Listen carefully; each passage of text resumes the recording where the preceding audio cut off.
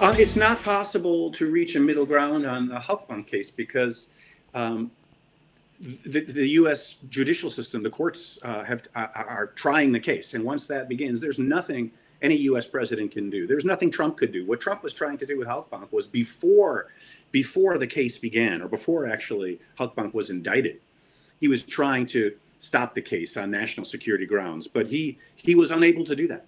Mm-hmm. It's just you haven't heard a lot of news about it because there's a quiet trial going on. When it comes to the S-400s, there's also no readiness I yet sense in Washington to compromise, unfortunately. And in fact, whether Republican or Democrat, across the board in the U.S. Congress, the members of Congress in the House and the Senate are very upset. Rightfully or wrongly, they're very upset with the S-400 purchase. They are not going to back down.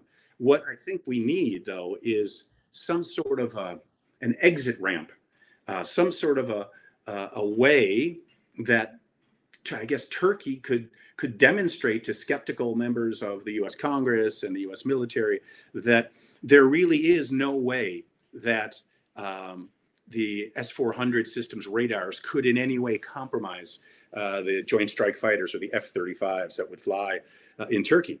I think there might be ways to do it. I am certain Washington will not accept the idea of a committee just to study whether there's a threat, because Washington has made up its mind. I mean, I had an argument about this with a couple of four-star generals just the other day, one of whom used to be the Supreme Allied Commander of NATO. So that's not going to change.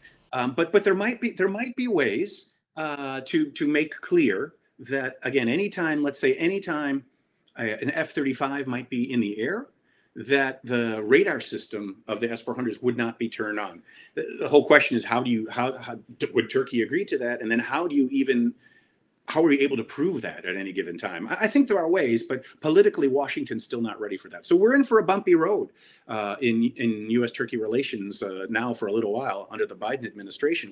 What's great, though, what's positive is that President Erdogan and Ankara over the past couple of months have been signaling their desire to re-strengthen U.S.-Turkey relations, as well as Turkey's relations with the European Union. And now we see, I guess, as of what will be yesterday, Monday, the talks have restarted, the 61st and Turkey about softening some of their disputes. So that's a good sign. And I think that may be an area where we could see some progress in Turkey-U.S. relations as well, because Washington will strongly welcome a Turkey that is working to resolve those disputes, with an understanding that Greece has not been very flexible either, to say the least, in these disputes.